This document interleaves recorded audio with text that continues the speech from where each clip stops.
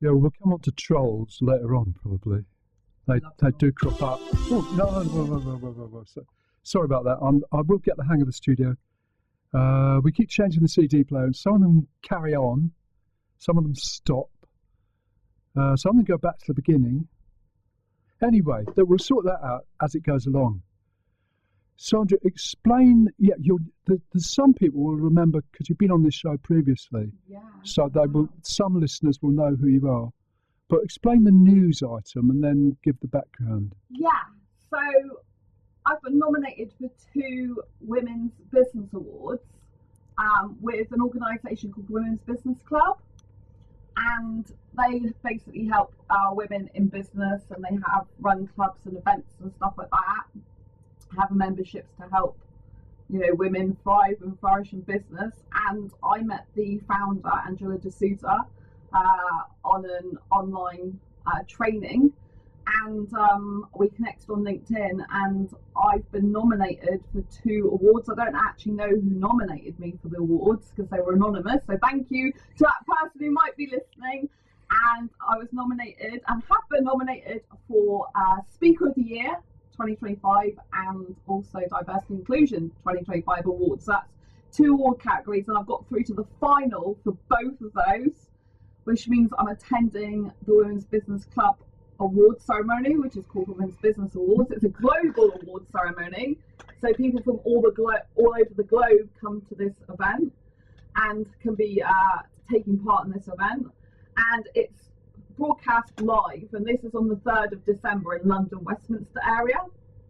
And so voting opens on the 1st of November for who people want to win. And the reason I believe I've been nominated for this, because obviously I haven't seen the reason at the moment, they keep that secret till the end, is because of how successful I've been in my speaking career to date, and also how I'm thriving on YouTube at the moment. Because before Christmas, on the 23rd of December 2024, I got 1 million views on my Asexualized My Sexual Life channel. For people who are listening who don't know what asexual means, I'm asexual in sexual attraction. I'm asexual in sexual orientation, which means I lack sexual attraction. So yeah, but I still get romantic attraction and aesthetic. So I had this channel, which I set up a decade ago. So it's my 10-year anniversary as well this month, so it's really appropriate. And I found out I'm asexual in 2014. And then, yeah, so since that milestone, just before Christmas, I've now got another 448,000 views on top of the million. So I've seen phenomenal growth. And in the last 28 days, I've gone over 137,000 views. I can't believe it, so I'm still getting it wrong. I wanted to say 37,000, but no, it's 137,000 views. So I want to get 1.5 million by Christmas. That's my goal. So I'm only like shy of about 52,000 views for that. So yeah, but for me, it's not just about views. It's about the massive impact I'm making. Globally, I've got a lot of new people come on my channel. I always believe in being authentic, and my mission is to get asexuality recognised as sexual orientation in its own right throughout the globe, so no asexual has to live in fear of ridicule ever again. So by reaching a bigger audience, people that are new to my channel, it means I'm having a greater impact in my cause. And I talk about a lot of different things on my channel, like disabilities, because I have both mental health difficulties, class as disabilities, and I also have physical disabilities as well. So I'm very inclusive, which is why I believe I've been, nominated for the Diversity and Inclusion Awards as well, because I cover not just asexuality, which is a minority sexual orientation, but anyone can watch my channel regardless of sexual orientation. Sometimes I get partners of asexuals as well coming to watch my channel and watch for information about that. And also, like I said, I include disabilities. I also am very body positive. So I'm currently doing a lot of rehabilitation for my spine because I broke 2 bones in it last year. So I'm doing weights, but I do them on my show now. And I'm a very curvy girl, curvaceous girl. So I'm very much putting out there that, curvy girls can also be fit and strong, because there seems to be this thing that if you're not skinny, you shouldn't be doing exercise. And I keep getting these comments about weight and stuff like this, like, oh, if you're trying to lose weight, it's like, I'm not trying to lose weight, I'm trying to strengthen my spine. I like my curves, thank you very much. So it's all about being inclusive and about being who you're born to be, not who people want you to be. So this is what my channel's all about, and I share my own life journey consistently every single day on my YouTube channel. I do daily vlogs, as you probably know, because I know you watch my channel sometimes. And so I literally share my life journey like a reality TV show. So right. I'm not this person who stands on stage like every few weeks or several times a month. I'm a person that literally uses my speaking voice every single day of my life to tell the ongoing story of my life. So I'm an ongoing storyteller. So the scope of the awards, do they recognise that? Do they allow talking yes, to any type of speaking? So okay. It's not just speaking on stage. It can be any type of speaking. It says that in their criteria. So obviously, because YouTube is a big, like YouTube basically is my stage every single day of my life. But I've spoken at Oxford University for Blue Talks, which was actually absolutely incredible. It's on Connect TV as well, and a number of other places online, so people can go and see that. So what was that then? Oxford, when you say Oxford University, whereabouts was it in sort of like location? It was actually in Oxford University in the yeah, but it's a very big place. Whereabouts was it? I don't know which room it was in. Oh, it was in one of the lecture rooms. Right. Okay. Yeah. Yep. So it was in, and it was for a company called Blue Talks, and they filmed it. But it's been shared across various platforms, including on Connect TV, which is a huge, subscription channel. Right. So, and also I've been a speaker for the Asexuality Conference, the UK Asexuality Conference. This was in person as well. Both these events were in person, and that was in 2018 actually. So I got footage from that. I did a talk all about how to arrange an asexual meetup. I was also on the relationships panel discussion, talking about asexual relationships and how different types of relationships would work, for example, with someone who's not asexual, like heterosexual. And also I talked about how to have an amazing relationship with yourself. So I talked all about self-dating, and I explained with visuals about what I do for my self-date. Like I take myself on trips to theme park. Before I broke my spine, I haven't been on theme park rides since then, I have to say that. But I go to aquariums and zoos on my own. I self-date at the cinema. So that was one of the things they loved about my talk the most, is the relationship with yourself and the self-love that you can have by literally dating yourself and being very present and intentional with yourself. So that was a big part of it. And I was an opening speaker for the Be and Become Summit.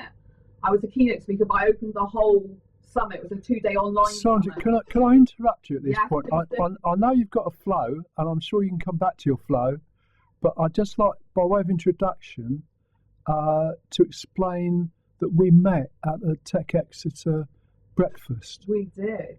Because I think in Exeter, just for the Exeter audience, they'll be interested in what that is and how it works, and also the fact that, I think I've got this right, there used to be a digital Exeter as well, which you were more involved in to start with, but at this point is the Tech Exeter that's continuing. Digital Exeter may come back, but could you just explain what that difference is and what your involvement in technology as such might be? Right, okay, so I only started going back to Tech Exeter events, I think it was the beginning of last year. I think it was around, well, maybe not the beginning, sort of around May time, I think it was, May, June, so that, what was I going with? I can't remember, but anyway, in the last year I've gone back to Tech Exeter, and years ago, I went there when it had the digital side. So it used to have two components. One is like all tech people, usually encoders and things like that, and coming together for networking and discussions on tech. The other side was digital, is more like social media, like how to market yourself online, how to use technology to market yourself and everything like that. But because I'm very proactive on social media, very big on social media, I use technology to share my YouTube videos, for example, all over my social media. So that's why I have an interest in technology, is because I use it in my business, if you like, but also I have a personal interest in technology. I love robots. I always loved them since being a kid. I can build my own websites, but I can't code. But I love coders. I admire them so much. And I'm actually working on how to date an AI bot book. So that's a very interesting, controversial book. But loads of people are already dating AI. They say by 2030, more and more people will be married to AI as well. So there we go. Well, look, we'll come.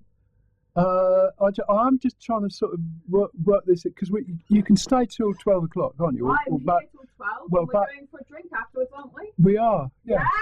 Yes. So it's a wining and dining together. I don't drink. Well, no, a cup of coffee or soft drink or something. I think is what we'll go to. I was trying to make it sound. Yes. No. It'll be a build up to this swanky West End event that you're looking forward to. Yes, I'm looking forward to it. But no, look, we'll come back to dating a robot and AI and so forth. But let's try and leave that towards sort of 11:15, something like that, because the audience are probably wanting to stay in now. They did have something to do, somewhere to go, but don't worry, it will all be online later on and sort of edited down into sections as well, probably. But so let's go back because. I realise when you say you've been carried away by a feeling, you're getting ready for this event, so you're building up your evidence. Yeah. So you're making yourself out to be Speaker of the Year, including your YouTube activity, and other events that you've been to. So I was already nominated by someone else. I don't know who that was. They nominated me for both awards, Speaker of the Year and Diversity and Inclusion. So obviously they've seen my work, they've seen what I do. Yeah. I mean, I've literally been on so many podcasts. I could create a whole A4 page full. Well, I have got an A4 page full of all the different podcasts and radio stations I've been on throughout the globe. So, speaking is not just about speaking on stage. It's about being interviewed and speaking on different people's podcasts, being able to adapt to different people's audiences. Right. For example, I've been on Amplify You, Ask the Expert. So that's about podcasting. So although I do a YouTube channel, it's not classed specifically as podcasting. YouTube has a facility for making your videos into a podcast as well, which I'm on with YouTube Music. And so she was asking my expertise about how to start a YouTube channel, because some people who are podcasters might want to also put their shows on YouTube, or they might just, instead of doing a podcast, do a YouTube show. So she was asking my advice and expertise about how to start that, about how to get over the fears of that, how to just put yourself out there when you're worried about what people think. So I gave my expertise in that. I talked on Lifeology Radio, massive show in America, over 3 million listeners, and that was about my asexual journey, So I adapt to whatever the show is. So I can adapt me talking about asexuality in loads of different contexts depending on what the audience is of that specific show.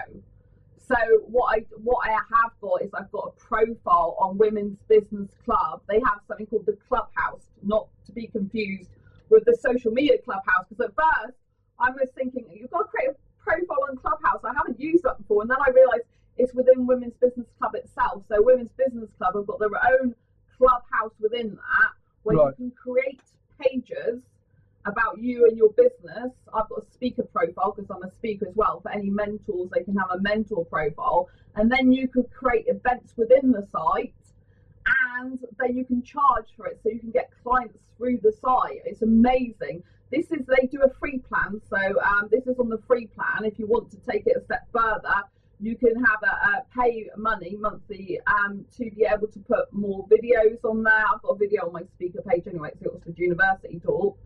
And to be able to upload documents and stuff like this, and to be able to get more involved with Women's Business Club. They have regular networking in person and online and all this type of thing, and they have opportunities to have publicity, media publicity for the business.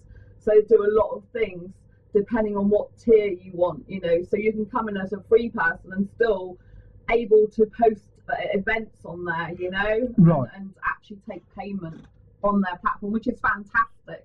Angela D'Souza really supports women in business. So as part of what happens with the judging is the judges base their decision, a lot of their decision, on the Women's Business Club profile that you have created. So I have to create, as a finalist, I have to be on that site and I have to create, if I wasn't already on it, which I wasn't actually, Right. because I met Angela through a training. She was speaking on an online event. She did like a talk, which was a training, which I did a testimonial for. So the testimonials on Women's Business Club, but I hadn't actually created a profile on there before. So I had to create an about page, which is a more, it's more like personal, but because I combine personal and professional throughout my whole life, because my online persona is me in real life. I'm literally blogging every day of my life, my real life. I blend business and personal together every single day of my life, so I don't really separate them.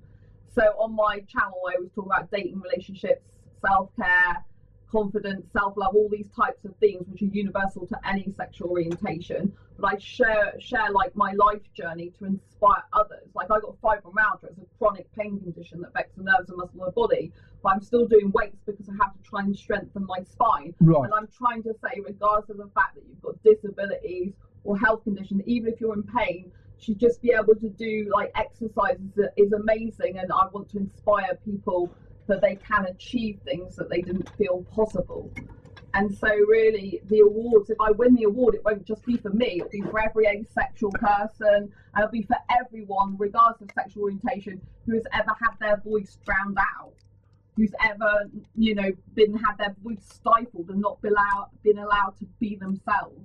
So I feel that if I win the Speaker of the Year and the Diversity Inclusion Awards, not only do I think it'll be representative of what I do really well, but I also feel that the awards will be for everyone who listens to my channel, everyone whose voice has been literally, you know, silenced in the world, whether people have been bullied or people have been shamed for having mental health conditions or disabilities. I feel the awards will be for them and I'll be representing them as well. So it's very important that I win it. So people will be able to go on that site, Women's Business Club, and vote for me if they want from the 1st of November, and then that goes towards the judge's decision as well. Right. As them looking at the profile pages I've put on there, which is like showcasing little bits of my work. Okay. Could you hand over a CD and tell me which? It's the Time of My Life, and it's the Black Eyed Peas version. Oh, right. So it's all dancey. But obviously, as I'm so pumped up about the awards, then, you know, Time of My Life is a really important song to me because I'm having the time of my life. Just to be a finalist is absolutely incredible. And I can't thank everyone enough for all their support, everyone who watches my Asexual Life channel, anyone who likes, comments, shares, and anyone who just like follows me online. I'm Sandra Bellamy, but I'm also known as the Asexual Entrepreneur and Asexualize. And it's track 1, Will. Yeah, it doesn't say clean version, does it? It's all broadcastable. Yes. It's just it says dirty bit in brackets. Yeah, that's the actual song. It's like Time of My Life, dirty bit. Okay. No, just that here on Finalist FM we often have to fade things out as it turns out. I played it in the early hours this morning. It was fine when I played it. Okay. So well, we'll go on that basis. Yeah.